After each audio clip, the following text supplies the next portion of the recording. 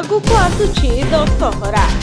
यह हिंदू धर्म रे एक गुरुत्वपूर्ण पर्व अटे।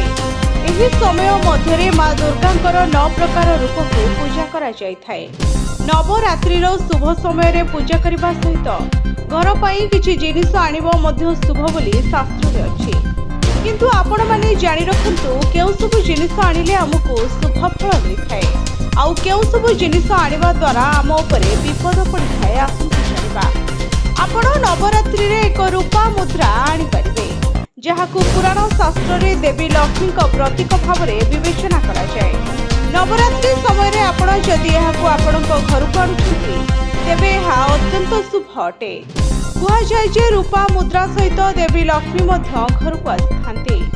नवरात्रि रे आपण मध्य मेकअप आइटम आनि परिबे।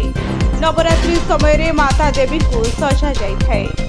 एभली परिस्थिति रे महिला माने घरे चंदन, बिंदी, मेहंदी एवं सिंदूर आनिले आपनको शुभ फल प्रदान करिथाए। नवरात्रि समय रे आपण एक तुलसी उद्भिद मध्य घरକୁ आनि परिबे।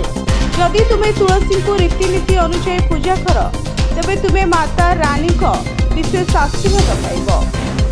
माता दुर्गा फोटो जदि आपण घरे माँ दुर्गा कौनसी भी फोटो नहीं तेबे आपण एही समय रे माँ दुर्गा फोटो आनिबा पड़िबो। रीतिनीति सहित माँ को पूजा कले दुर्गा आशीर्वाद तुम उपरे सदा सर्वदा रहइबो। Bureau report, SGTV Odia.